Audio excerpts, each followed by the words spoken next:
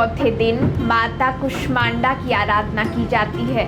माता कुष्मांडा अष्ट शक्तियों को सुशोभित करती हैं। या देवी सर्वभूतेषु कुष्मांडा रूपेण संस्थिता नमस्तस्यै नमस्तस्यै नमस्तस्यै नमो नमः। यानी अपनी शक्तियों से सभी के दुखों को हरने वाली। भारत आदिकाल से ही अपने देवत्व की संस्कृति के लिए जाना जाता है।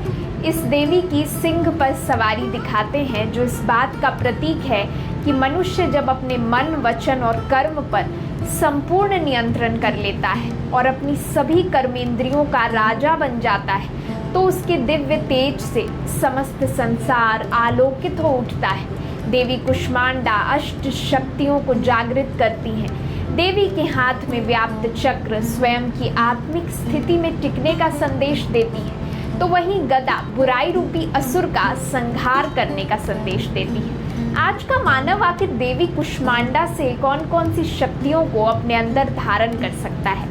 चलिए आपको बताते हैं वो अष्ट शक्तियाँ कौन सी है।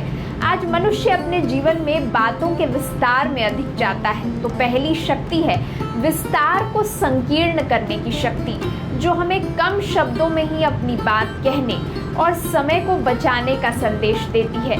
दूसरी शक्ति है समेटने की शक्ति, हमें स्वयं को व्यर्थ विचारों से मुक्त करने का संदेश देती है। तीसरी शक्ति है समाने की शक्ति, जो हमें दूसरे व्यक्ति के विचारों का भी सम्मान करना सिखाती है। इसके बाद आती है परखने की शक्ति, जो हमें जीवन में सही और गलत को सोच समझकर यानी परख कर ही कदम उठाने का संदेश देती है। अगली शक्ति है निर्णय करने की शक्ति, जो हमें अपने रास्ते में आए सभी विकल्पों में से अपने लिए सर्वश्रेष्ठ विकल्प चुनने का संदेश देती है। आज मनुष्य अपनी कमियों को देखने की बजाय लोगों का सामना करता है, यानी अपनी कमियों का सामना नहीं करता। अगली शक्ति सामना करने की शक्ति, जो हमें अपने मन को मजबूत बनाकर अपनी कमजोरियों का डट कर सामना करना सिखाती है और बुराइयों का त्याग कर सद्गुणों को धारण करने का संदेश देती है। जीवन में हर कार्य एक दूसरे के सहयोग से ही सफल होता है। पांचों उंगलियां मिल जाती हैं तो हर काम आसानी से हो सकता है। देवी की अगली शक्ति हमें दूसरों को सहयोग प्रदान करने की शक्ति देता है।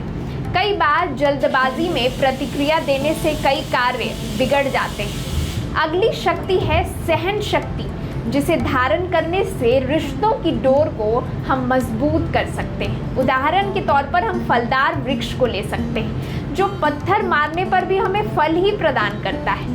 सहन शक्ति को धारण करने से हम न सिर्फ अपने जीवन को बेहतर बना सकते हैं, बल्कि औरों के जीवन को भी बेहतर बनाने का संदेश दे सकते हैं। तो आइए नवरात्रि के चौथे दिन देवी कुष्मांडा से प्रवाहित होने वाली अष्ट शक्तियों को हम भी अपने अंदर जागृत करें, और न सिर्फ अपने अंदर जागृत करें, बल्कि अन्य लोगों को भी इसे अपने जीवन में धारण करने के लिए प्रेरित करें।